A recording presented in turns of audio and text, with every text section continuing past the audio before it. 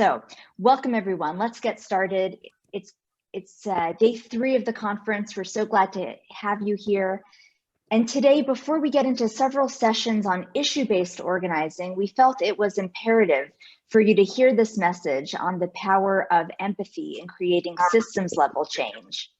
To introduce our featured speaker is our wonderful board member, Jennifer Pelling of the Sue Howe Foundation. Jennifer, thank you for all that you do for Circles.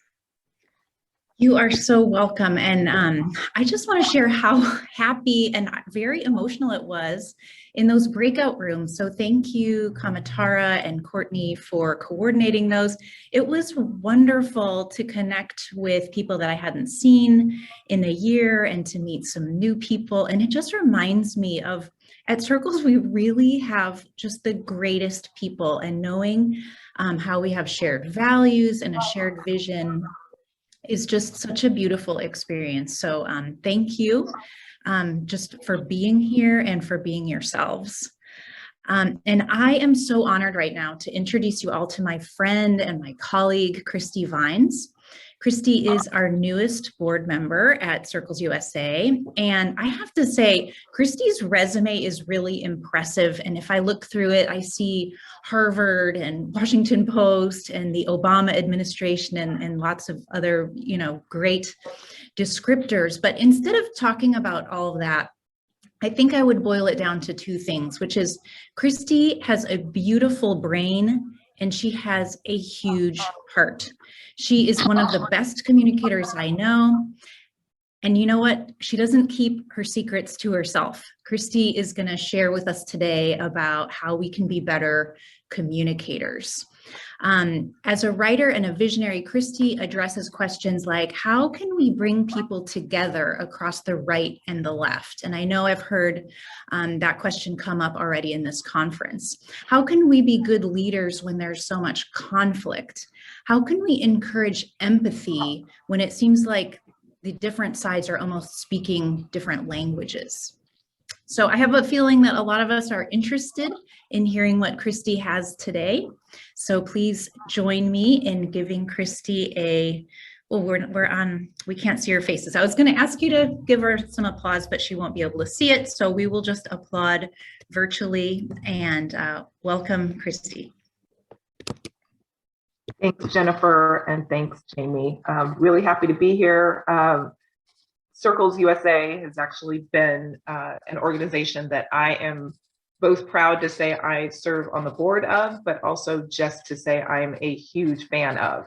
I am, as Jennifer mentioned, the newest member of the board, but have worked actually with Jamie and the board on kind of the Circles strategy actually from a year ago. So this isn't new, but I'm excited to be presenting to you all today a little bit about my work and how I think it can make an impact in the work that you are all doing. So we're going to talk today, obviously, about the power of empathy in creating systems level change. And before we kind of get into the whole point of empathy, I'm assuming everyone here knows and understands what systems change is, but just as kind of a brief intro, I'll run through these first slides pretty quickly, but for those that aren't quite sure that they've got their finger on what systems change is, I thought I'd give kind of a little bit of a primer. So what are systems? Let's just start at the most basic. So it's a highly organized collection of parts that are integrated, and they are integrated to accomplish a singular goal. And they have inputs, they have outputs, they go through processes. And what I've kind of highlighted here in blue is that they are intended to accomplish the overall desired goal for the system. And then complex systems, so when we go a little bit deeper, such as social systems, which is what we're talking about today, especially when we're talking about poverty alleviation, they're comprised of numerous subsystems. And so when you're talking about poverty, you're talking about things like economics, geography, transportation, jobs. I mean, you're talking about so many different subsystems that all work together.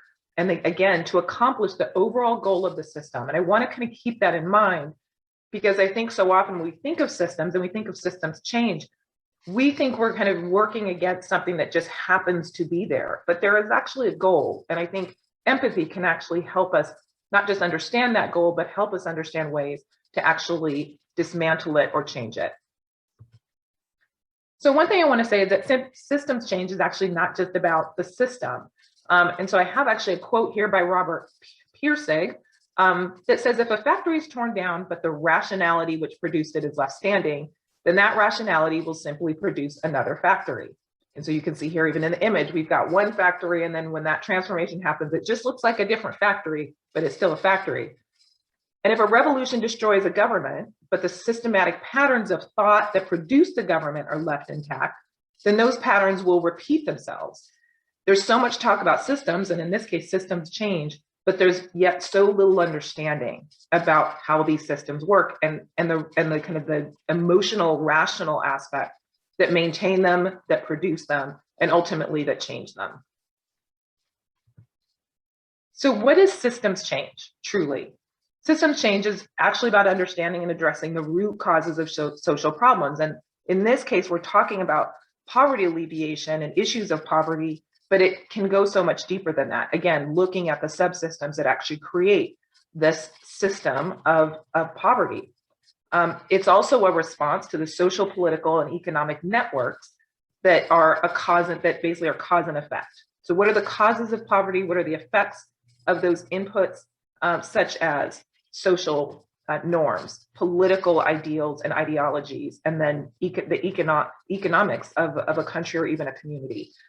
And then it's also a process that's designed to change or alter the structures and components that cause a system to behave in a specific way. And that specific way is changeable. And so those structures and components are themselves what produce that outcome or produce that behavior. And because of that, they're changeable. But I want to just make a note here that systems change is not the only way to address social problems. Things like advocacy, education, those things, emotional, sociological changes are also ways to address the problem. So systems change is just one piece of a much bigger pie.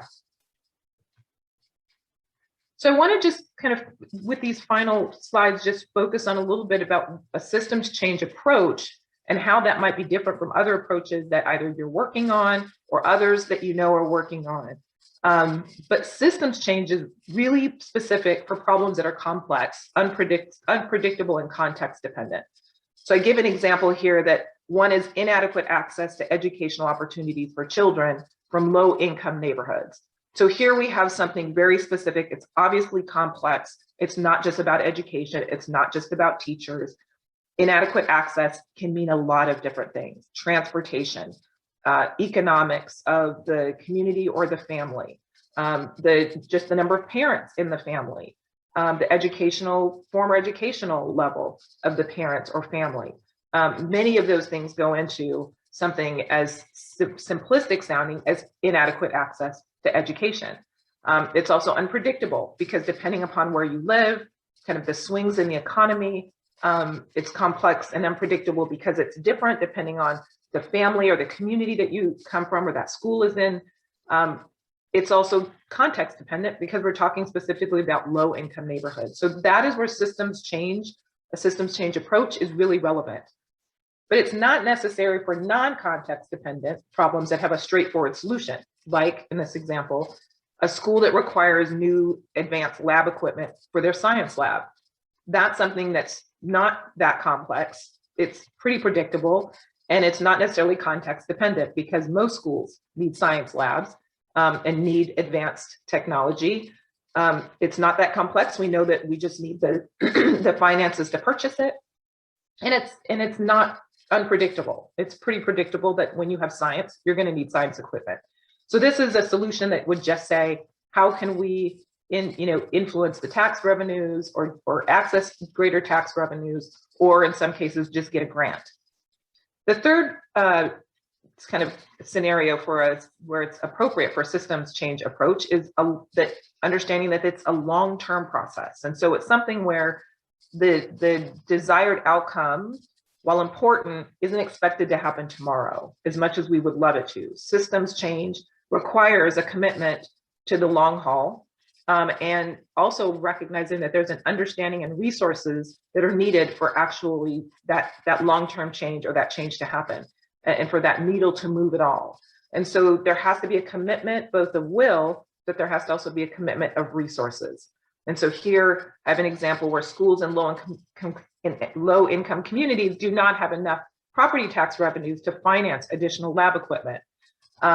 So this is a space where obviously changing tax laws is a long-term process, and it's a complex process that requires an understanding of what that looks like, and then ultimately resources to really to mobilize those resources.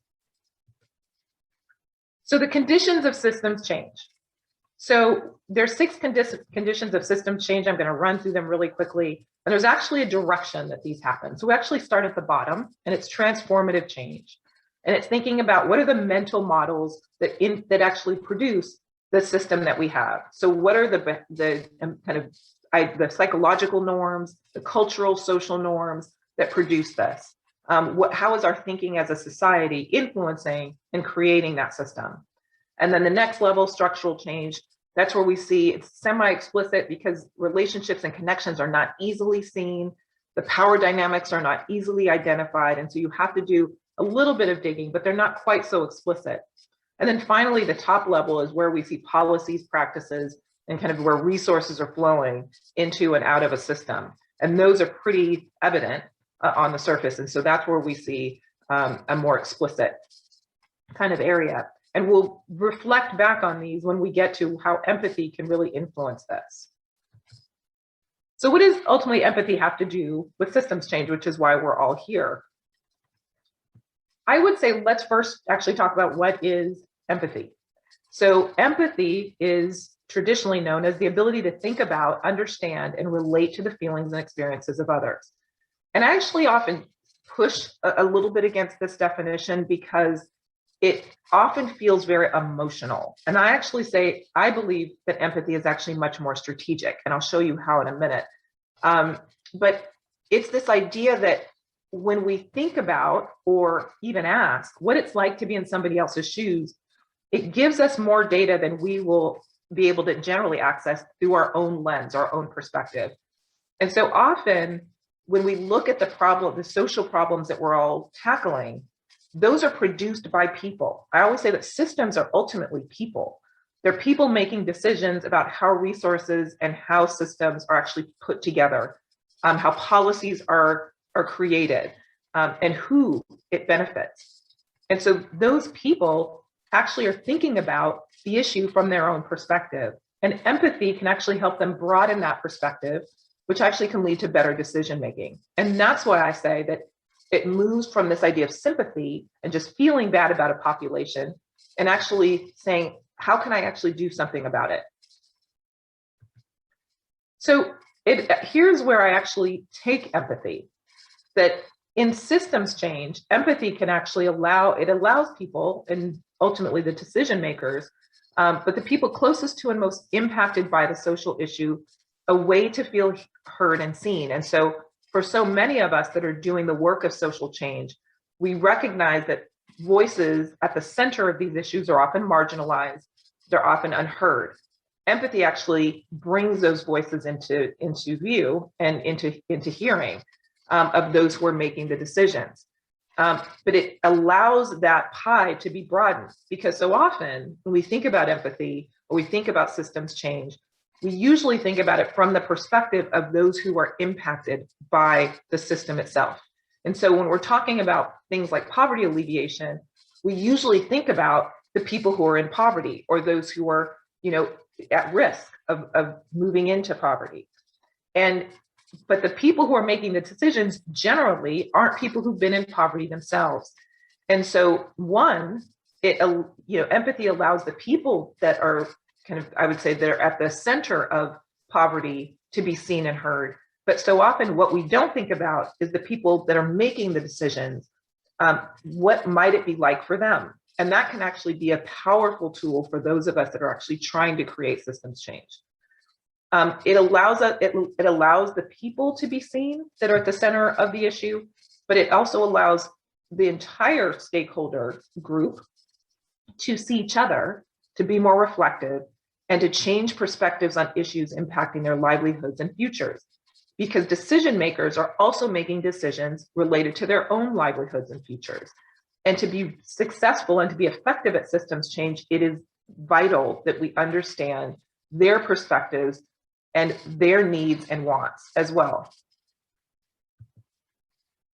So this is the work that we do actually at the organization that I lead, IDEOS. And we kind of started with this idea of what is empathy, but we've actually moved into a whole nother field, which is empathic intelligence. And it sounds like a really big, hard concept, but in actuality, it's pretty straightforward. Empathy, what I would define as a way of knowing. It's a way of knowing an external reality that goes beyond our own self-ideas, our own perspectives, and our own self-interest. So it's thinking about the interests of those even outside of kind of our own community or our own group. Where empathic intelligence takes us is that there's this idea that there's a connection between our emotions, EQ, which most people know, emotional intelligence, and cognitive thinking. So how our brain is actually working behind the scenes. And then the relationship between our emotions and our cognitive thinking, so the things that are known, and the relationship between the two that facilitate critical thinking and effective decision making. And one thing we know about systems change is that it's 100% reliant upon good decision making. And this is where empathy can play a powerful, powerful role in influencing the way decisions are made, both at the grassroots, but also at the grass tops level. So one thing that we actually use in our work is something that we call an empathy mapping process. And empathy mapping is not new. It's actually has deep roots in technology. Technology, actually, most of the technology you used is actually designed using an empathy mapping process. Product design and service design is usually utilizes a empathy mapping process. It's also known as design thinking. But what we've done is taken the best of that work and married it with what many of you know, which is asset mapping, but mapping communities and social systems to actually determine what are the assets that exist there, and then also what are some of the deserts that exist that where we need to actually make a change. And we've brought those together to really think about how does empathy mapping, how can it be applied to social systems and social problems?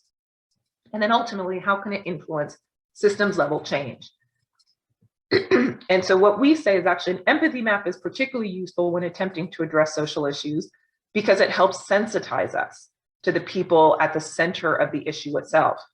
And so you'll see how this actually looks in application in a minute, but thinking about not just those of us who are activists in the work, who are at the center of the issue, just in terms of poverty or other social issues, but also the other broad stakeholders that make up the entire system.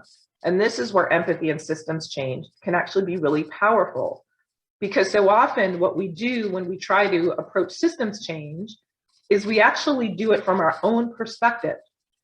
And that's really the only perspective that you naturally have. It's all of the data, both practical and otherwise, that you have accumulated over your lifetime. And so your brain is functioning based on that data. Very, unfortunately, too little do we actually start to use things like empathy and empathic intelligence to start thinking about and creating a map of what all these other stakeholders are thinking. What are their perspectives? What is their lived experience? What are their ultimately needs and wants? And when we can understand the needs and wants, especially of the decision makers in the system, we can actually figure out ways to actually align our own advocacy, our own efforts with the needs, desires, and outcomes that they want. And I know that sounds a little bit counterintuitive. So if you have questions about that, we can certainly talk about that at the end. And hopefully I'll get into that and show you a little bit more about how that works. So empathy mapping our way to systems change. So through empathy mapping, we gain answers to the following questions. So the first one is perception, which is vitally important. If we don't understand how people are perceiving the issue, we have a really hard time of connecting at that cognitive, even emotional level. So if we're empathy mapping our way through poverty alleviation, what we really want to ask is not just how the people in poverty are perceiving the world around them? What are they seeing, hearing, and thinking? But we also want to think about what are the other stakeholders who are actually influencing those systems? How are they perceiving the world? So when we think about something as complex as poverty alleviation, we're thinking about stakeholders like the business community. We're thinking about stakeholders like policymakers. We're thinking about, communities that are on the periphery of communities that are lower income. We're thinking about elites that have power. We're also thinking about public institutions, community groups, churches, and other faith-based organizations. All of those become stakeholders in this ideal that is poverty alleviation. And so we have to really think about what are they perceiving? How are they perceiving the world around them? How are they perceiving this issue in particular? And that then gives us real data to actually then influence them with our advocacy and education efforts. The second piece is action. So thinking about, well, what are they doing every day? What are their emotions? What are their reactions? And how are they physically interacting with the world around them? I take an example here. I live in LA. And so I think about downtown LA, which has long been known to kind of be a real kind of focused area for both poverty, homelessness, and many other social problems. And over the past several decades, there has been a huge expansion and kind of an economic recovery effort that has occurred in downtown LA. And while that has certainly improved the quality of life for many people in LA who can afford housing, who can afford to live in high rises, what it often didn't take into consideration enough was not just the people who lived there, including those who were homeless, or those who were poor, who ended up being moved out into the streets, but it didn't even take into consideration a lot of the business owners who lived there, who then were having to interact or moving into the area, who were interacting with this population of homeless, addicted, the newly homeless and poor, who they had never been in relationship with before. There was no consideration about what that relationship might look like. And because of that, there's been incredible tension and unfortunately a lot of pushback by those business owners to move people out of that area, even though they were there first. And if decision makers had really thought about, and even advocates about housing in LA had thought about what these interrelationships might look like because of what people were doing, because of what their reactions might have been, there might have been better decision making about how that process looked. Third, it's feeling. How are people feeling and what are the underlying emotions for those feelings? So often, again, we think that all people in poverty are the same, that they're experiencing it the same, that they feel the same about it, and that even policies that we are advocating for, that it will be widely accepted by all stakeholders invested in poverty alleviation. But if we don't actually think about how they might be feeling about poverty itself or the kind of interconnections of systems and resources that exist that create the system, if we don't actually ask those questions, we actually miss really big opportunities to move the needle. And then finally, all of those questions should lead us to a much better understanding of what do people actually need and want. What are their goals and what are they trying to achieve?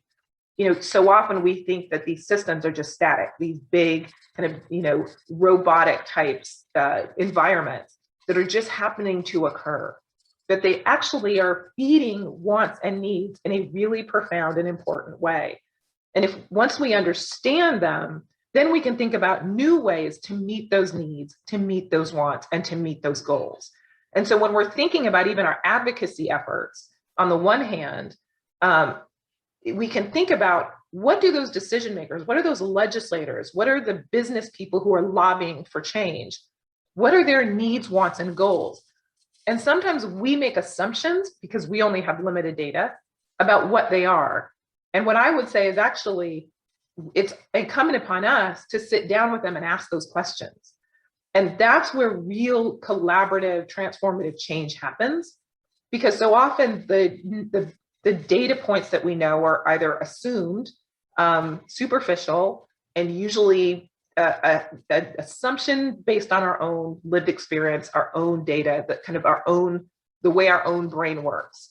And we usually don't think about even sitting down with those who would deeply oppose the work that we do. And yet I would say that's the first stakeholder that you actually need to understand, because they're basically what is in the way of really moving the needle on these big social issues.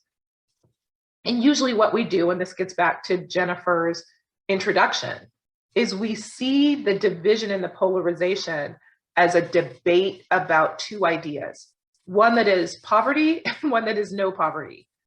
But there's a lot of nuance and complexity and a lot of different ideas in between those two polar opposites. And empathy mapping, and ultimately empathic intelligence actually helps you understand all of that complexity, all of the context that exists in the middle of those two polar ends, and helps us be much more effective in how we actually approach systems change, how we approach social issues. And actually we start to invite even those who we would at one point may have seen as an enemy, simply because we are willing to sit down and ask these hard questions. And so empathy mapping, empathy in and of itself, isn't actually a challenging, it's not as hard as it sometimes sounds, but it's also not just an emotional exercise. It is an active lived pursuit. It's a way of not just living, but it's a way of being an activist in the world, at least it should be, if we all desire to be effective. And we all desire to actually bring more in support of our efforts, rather than leaving those who would oppose us to always hold that position and to always challenge the change that we seek, and even the incremental change that we achieve.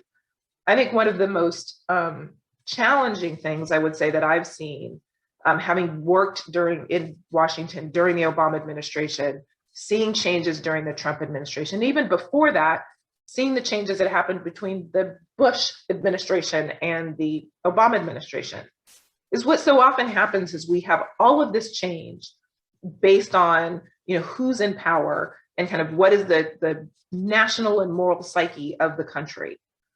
And then all of a sudden the next administration comes in and we have this huge pendulum swing, and so much good work gets dismantled. And then we do it again with the next election. And it's often because what we do is we speak to the choir. We actually engage with the ones who completely agree with us until the next change happens, and the other side does the same thing.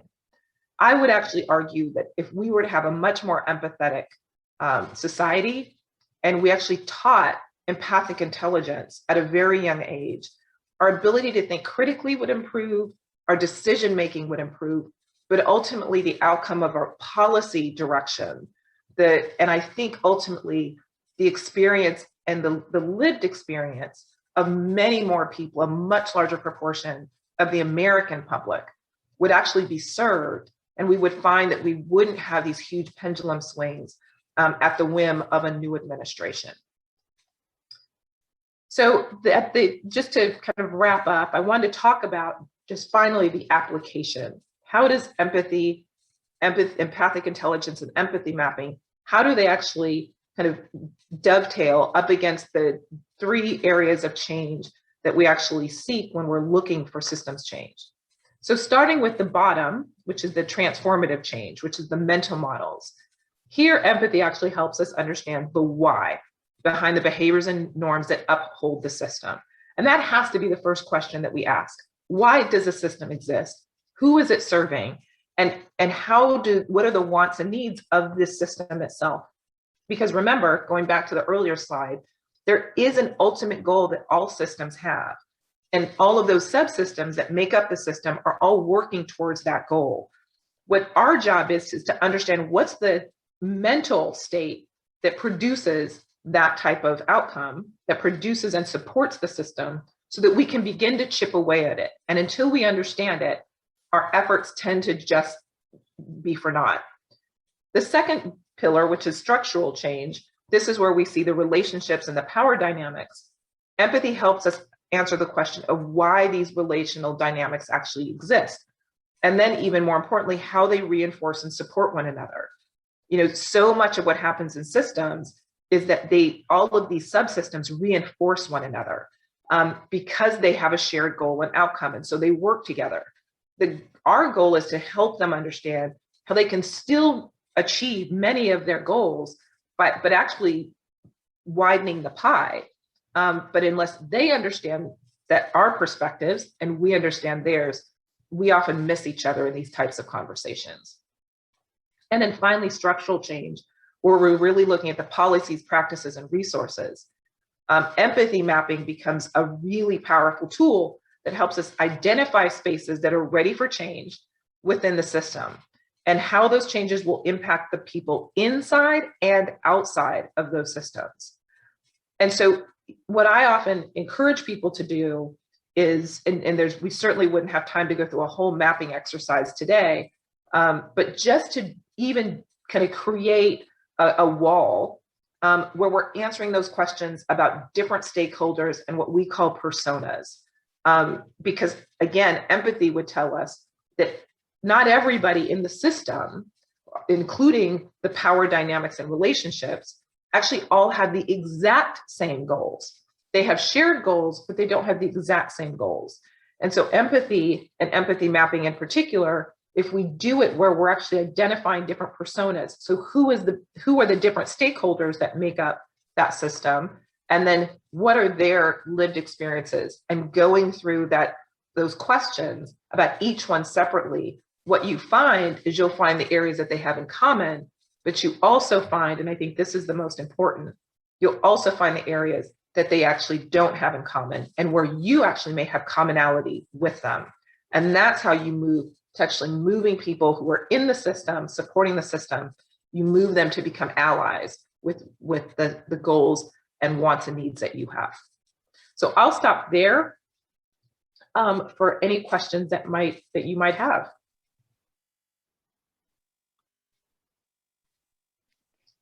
Thanks, Christy. That was wonderful and so relevant to our Circles community. At Circles, we're changing lives and changing communities, and having that framework for pursuing systems change through empathy was so relevant. We have one follow-up question in the chat here. For the empathy asset mapping tool that you described, what kind of training would be needed so our chapters could get to action right away using that tool? I often say, I mean, I would love to say that you all need to just hire me, but and probably any self-interest, on behalf of self-interest for myself or my organization, I would say hire somebody. But I actually don't think you really need that. I think ultimately what you have to have is a commitment to deep thinking on these issues and real time set aside to do this well. You can do it one of two ways. So you can take basically that framework of kind of questions of what are they seeing, thinking, feeling, and kind of working your way up to the top to doing, and just applying that with a group. You can use it with your team, you can use it with your chapter. But what I would really encourage you to do is to think more deeply about how do you maybe partner with different organizations or different members of your community to actually bring those voices into that session. Ultimately, I would say you really just need a good facilitator who can kind of, elicit a lot of feedback. So I don't necessarily know that you need any real technical expertise. I would say you need three things. One is a commitment to seeing it through.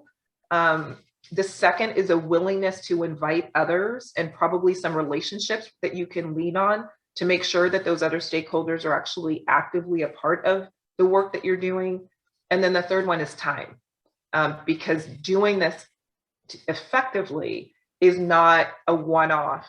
In fact, I say the best, and actually I will say that history has actually shown that the best leaders who have changed the trajectory of history, when they've really looked at what it took for them to be so successful, it was really empathy. That was really what they all had in common. And it was this ability to take into consideration more stakeholders than just the ones you're familiar with. And so that takes time to do that. And it also should be something that you do on a regular basis. I always say that the best organizations and groups are ones that do this kind of work at least annually, if not more, to constantly think about, are we on the right track? Are we considering all of the perspectives out there? Do we have some blind spots that we're not addressing? Is there something that's just not working? And if there is, going back and doing this mapping can be one really powerful tool to help solve that or help kind of unearth what those challenges are. Yeah, I would say, having a lot of sticky notes or a whiteboard and lots of wall space is probably the best things you can bring into this exercise. That's great. And as a related follow-up, there's questions in the chat about trying to understand ways to uncover the relationships and power dynamics within a system. Do you have advice on particular questions that facilitators could ask to determine the why behind the behaviors and norms that are upholding the system? Yeah, I actually think that's the last question you get to. I think that's why kind of starting at the base level of that pyramid is really important. And so, you can either actively ask someone or you can even just envision. I often say sometimes envisioning, and that's why empathy is this idea of thinking about or considering the perspectives of others. So the kinds of questions you really want to ask is starting with not what their goals are, because so often when we think about power dynamics, we immediately go to, well, what are their goals? What are they trying to achieve?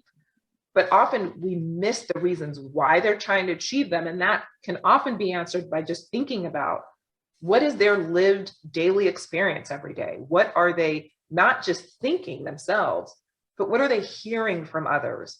What are they believing about the environment in which they live and the environment that others foreign to them would live in?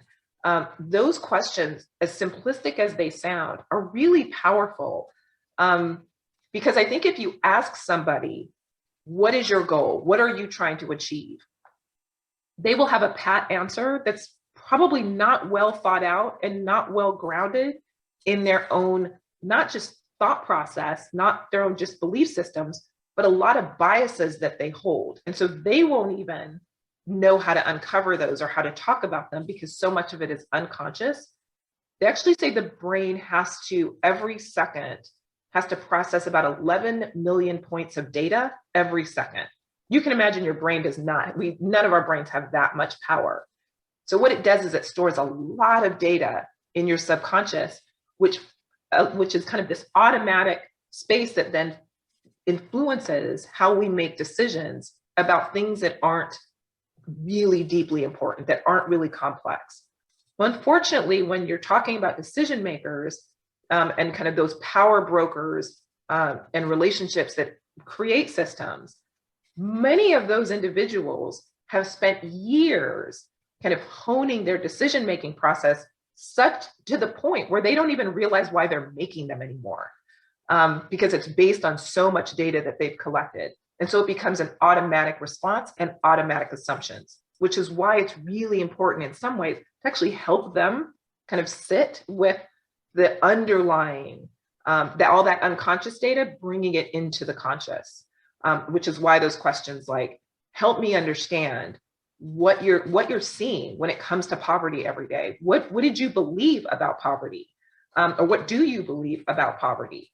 Those are the kinds of questions that really cause someone to sit and really think deeply, as opposed to, I just think that this policy works for this reason. I really do think that those are really powerful questions, even, like I said, even though they seem fairly simplistic.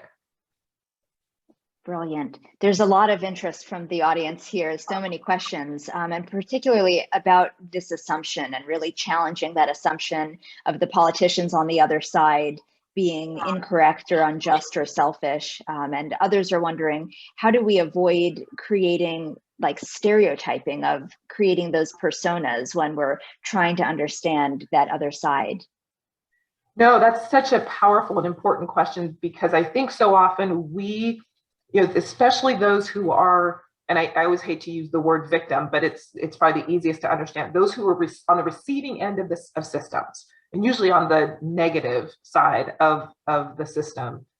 We hate to be, we hate for there to be all of these assumptions made about us, these stereotypes about us. But we fail to often think that we stereotype the other side equally as much. And that, when you're trying to create change, can be really damaging. And so I think this is actually a great question in terms of how do you move past that? And that's why having those stakeholders at the table can be really helpful in your efforts. I'll give you an example. I used to work on global women's issues, global women's empowerment issues. And so I was working with women leaders from across the globe who often felt like the last person you wanted in the room were the male power brokers who were creating the systems in which women could not flourish, could not have authority, or could not, achieve a certain level. Often were the ones that were keeping women out of the room. And so their whole assumption was, no, we can, we're going to talk this out and we're going to determine how we move forward with our own advocacy. And I used to challenge that every day and say, the last thing you want to do is to create an advocacy plan that doesn't include the people you're advocating to. You're trying to change their behavior, you're trying to change their thinking. And if you don't understand the why and the hows behind that thinking, then you're actually making a plan based on your stereotypical assumptions about who they are and only your needs and wants. And a system cannot change when only one side is trying to move an entire other side only based on their interests. And so, it's hard. I won't mix words. It's hard not to fall into the stereotypes because that's the data that we each have, which is why having those people at the table. The other thing too is, I've actually worked with entrepreneurs on this issue using empathy mapping. And I always say incentivize them to want to be a part of that conversation. Sometimes it's, going out with a questionnaire and sitting down with them and saying, hey, help me do this better. Actually, research says that the best way you build trust in relationships is not about doing somebody else a favor, but asking them to do you a favor. And so you'd be surprised how many business owners in your community would love to have somebody just come ask them questions. Ask them about the policy, ask them about why they hold the positions that they do. Ask them if they could make changes, what would those changes be? Make them king for a day, basically. If everything was perfect, if you had all power, what would you change? What would you keep? And what would you add? I think those are really powerful questions because it really then empowers people to share everything with you. And so I really think that if you're looking to build trust, whether it's policymakers, whether it's business owners, whether it's others, power brokers who make up that system, ask them to do you a favor. I think we all often are surprised with how often people just, they themselves want to be heard also. Could you give an example of one outcome that came from such a process? Sure. So working with an organization here locally, there was a lot of tension around a decision that was made around a local policy that was being enacted. And these were two groups who had pretty much lobbied against one another for decades. And so they were seen as kind of the enemy of one another. And so what happened is when we actually sat them down in a room and kind of just stayed with these very basic questions, we really never got to the ultimate kind of how do we change the policy? How do we start to work together on policy change? We really just started to build trust and relationships around, and one thing we use a lot is the power of story. I really encourage anyone who's trying to do this work, when you're asking people these questions, ask them to tell you a story. Because oftentimes as they're telling the story, they're learning about their own feelings, what they're seeing, what they've experienced in new ways. And often you'll get this new kind of data points. So that's kind of just a bracketed kind of part of this response or this answer. But I would say what ended up happening is because we spent so much time allowing the different stakeholders to really share these very deep, emotional, personal feelings and stories, is that by the time that we got to the decision-making process, and this was around gun control. And so in the room were NRA members, as well as parents of children who'd been killed in school shootings, and kind of stakeholders in between, legislators, community groups, and activists. But because all of a sudden people understood what motivated people's decision-making, their own ideology around the issue of guns and gun control, when it came time to actually start saying, okay, how do we move together towards real policy solutions? People were able to leave behind some of the really extreme aspects. So for example, could we advocate for, sales of bullets in smaller quantities unless you actually had, a hunting license? Things like that. All of a sudden, it wasn't this, because the trust had been created, those who were on the side of less gun control all of a sudden could see, I understand why that would make a parent, because I'm a parent too, why that would make a parent who just lost a child or who's in fear of sending their child to school, make them feel a little more comfortable. And so because I'm recognizing that they don't want to take away my ability to have a gun, we can work together on that. And that was, that was a really powerful change. In fact, that group, which came together as enemies, as you can imagine, around such a contentious issue, actually are still working together 2 years later to advocate together towards real change when it comes to gun policy. And so I always say that we would love to have like a mathematical equation. If you do step 1 and then you do step 2 and then you do step 3, this is the outcome. But I will honestly say, I think 60, maybe 80% of what's happened with that group happened because real trust was built at the very deep emotional, relational level. That is what tears down and really moves out of the way a lot of that unconscious data that actually, based on assumptions, that we make about the other side. And so it causes us to be much more defensive about what we actually already have, because we feel like someone's trying to take that away. And so this trust building can be really a powerful way, and storytelling a powerful way to ensure and to make the other side feel like I'm being seen, I'm being heard. And because of that, I can actually trust you.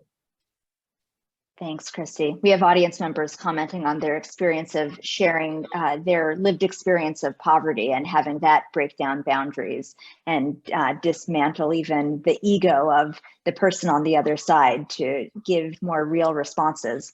So I'll ask one last question on next steps, but then I would be remiss if I didn't have you speak to us about the National Day of Dialogue. So as a last question on this topic, is there a website or resource that you would recommend for all of us in the audience who have gotten so inspired and want to learn more about this empathy mapping and empathic thinking? Sure. So I will just let you know, we're actually building out a whole section in our website. And so probably without sounding self-serving, because it's going to be a free resource, sign up on our website, which is really easy. It's IDEOS, IDEOS.is. So IDEOS is. And then we will send out an announcement when that is created. And so what it will be, it will offer toolkits, educational facilitator resources that you can tap into so that you can do this work yourself. The other thing is you all have access to my slides. And literally, just if you use that triangular model to inspire and inform how you do this work, that's half the work, if not more. So you actually already have a big chunk of it. There are a lot of also resources out there. The biggest challenge that I had when we were coming up with this model and framework is that you either had kind of this design thinking work that was based on product development, or you had asset mapping and other kind of mapping that was specifically for kind of social service work or social types of issues. And so finding a resource that married the two is actually really hard, although I will say that there's a lot of great information in just design thinking work and the work that really the technology industry and the product development industry has done around empathy in creating new ideas. And so I would encourage you to look for some of those design thinking books and articles that are out there, because there's actually a lot of good stuff that you can glean from it. Thanks so much. We'll have all those resources on Freedcamp, the slides, and this recording, and we're so grateful to have you as an ongoing collaborator on our board. And so for audience members that are looking for that next step, I feel like it's such an opportunity that you are hosting and sponsoring the National Day of Dialogue on January 5th, 2022, and it is an opportunity for Circles chapters to participate. Would you give us a preview of what that will be and how we can get involved? Sure. So the National Day of Dialogue is actually exactly what it sounds. It's an opportunity for our country to move back together using dialogue as a catalyst for understanding. So and our work is really grounded in an empathic approach to dialogue. We actually call it it's generative dialogue is the work that we do. And so we recognize that our country needed to have hard conversations, not just about the political divisions, but a lot of issues that we struggle with. And so January 5th came out of a quote that I did when I was actually facilitating a political dialogue between those on the left and those on the right after January 6th. And I said, if our nation had been having the hard conversation, the ones that we were told not to have over the dinner table or in polite company, without judgment, and animus, or fear, January 6th might just have been a regular day. And that's not to cast aspersion on either side. It's just to recognize that we really need these hard conversations and we need to be comfortable with them, and they need to be a part of our culture. And so January 5th will actually be the kickoff as the National Day of Dialogue for a month-long Dialogue Awareness Month, which will be the month of January. And so we, again, on the website have all kinds of activities and ways that you, either as a chapter or a community or a group or a church, can actually participate in either hosting your own dialogue, and we'll have resources for that, to actually participate in a live dialogue that we'll actually be doing. So it's taking the work that I did in January and actually expanding it. And so we're inviting thousands of Americans to show up and actually engage in a live virtual dialogue. We'll actually have other sponsors and partners that are doing their own panel conversations, and that will be, for some of those locations, streamed. Again, you can find that on our more information on our website. And then we'll offer toolkits and facilitator guides that you can actually do in your own community. So if you want to host your own dialogue around whatever issue, in particular an issue like poverty alleviation, we'll have the tools for you to do that. Likely we will have those tools up right around middle of the fall, and then we'll also be offering facilitator training towards the end of the year. That's great. Will you tell us that URL again for IDEOS so people can get more info? It is I as in ice cream, D as in dog, E as in Edward, O as in officer, S as in Sam.is. And they're right on the homepage is a big space area where we have a link for the National Day of Dialogue. So it'll take you right to the actual page. Christy, thank you so much. This is so wonderful. With 1 minute to spare, can I get in one more question? We've got an audience member that went on your website and is curious to hear about the 12 Stories project too. So as I mentioned, we're in LA, and the 12 Stories project is our kind of our media and film space. It's our division of IDEOS where we're looking at ways to use this empathy framework, this empathy approach to actually impact social issues. I know, Jamie, you and I have talked a lot about using the 12 Stories project as a partnership and thinking about ways in which we bring different stories and perspectives around using narrative change to really help people think differently about these really complex issues like poverty alleviation. And so it's our documentary space. And so we actually will use some of that for the National Day of Dialogue. So actually do 12 stories of what it is to be an American who think differently about politics and our own values and lived experiences. with the goal of actually producing, we're in early production actually of some full-length documentaries on big issues like faith and racial justice, poverty, homelessness, and immigration are kind of the first 4 or 5 that we'll be producing over the next several years. So hopefully next year I'll get to announce that a date actually for the first film, which will likely come out towards the end of 2022, early 2023.